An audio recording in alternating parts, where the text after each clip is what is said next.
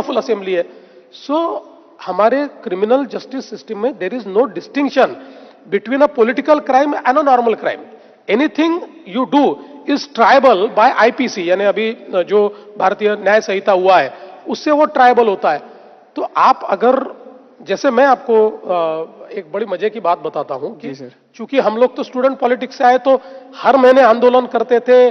कभी हम लोग यूनिवर्सिटी में घेराव करते थे, कभी रास्ता रोको करते थे, बहुत उस समय करते थे. तो कई हमारे ऊपर केसेस थी. तो मुझे आज भी याद है कि 2016 में शायद एक टाइम्स ऑफ इंडिया ने फ्रंट पेज पर एक आर्टिकल, एक न्यूज आइटम था, और उसमें कहा था कि हमारे देश के जो चीफ मिनिस्टर्स हैं, इन पर देखिए कितने क्रिमिनल मामले चल रहे हैं. उसमें पहले नंबर पर मैं था और सेकंड नंबर पे केजरीवाल जी थे. तो उस समय चूंकि उस समय मेरे ऊपर 35 केसेस थी, लेकिन एक भी केस मॉरल टर्पिट्यूड की नहीं थी, एक भी केस किसी गलत काम की नहीं थी. ये सारी केसेस जनता के लिए मैं लड़ा था, जनता के लिए मैंने आंदोलन किए थे, उन आंदोलनों की केसेस थी. तो ये जो 40% आपको क्रिमिनल दिख रहे हैं ना, ये 40% में 10% लोग जरूर गलत है, पर 30% ये डेमोक्रेटिकली लोगों के लिए फाइट करते हुए उनके ऊपर केसेस लगी है. तो कई बार मैं भी जब पेपर में पढ़ता हूं तो मुझे भी थोड़ा अजीब लगता है कि भाई इस प्रकार से हमारी संसद को, क्योंकि मैं एक बात तो कह सकता हूं जी सर, चाहे वो संसद हो या महाराष्ट्र की असेंबली हो जी, इसका आज भी आप क्वालिटेटिवली अगर आप लोग इसमें जो काम चलता है, देखिए हमको तो दिखाई पड़ता है जो उसमें गड़बड़ होती है, लोग नारेबाजी करते हैं, वो तो ठीक है, that is part of democracy.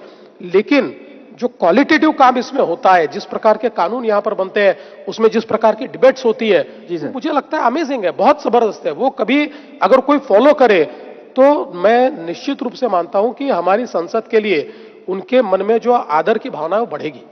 Absolutely, आदर की भावना बढ़ेगी, और वही प्रयास है सर, आयमन का भी वही प्रयास है. उसके लिए आप देखते हैं कितने लोग आगे जाके they join politics sir. But I am glad you clarified जो आपने बताया. That is why I did mention, sir, there are 27 convicted.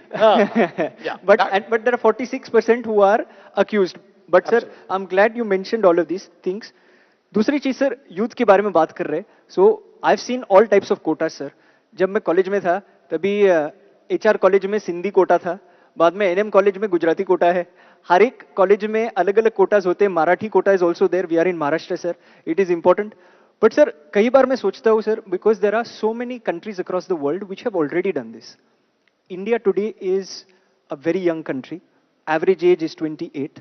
And sometimes it happens sir that young people are not given enough representation in politics.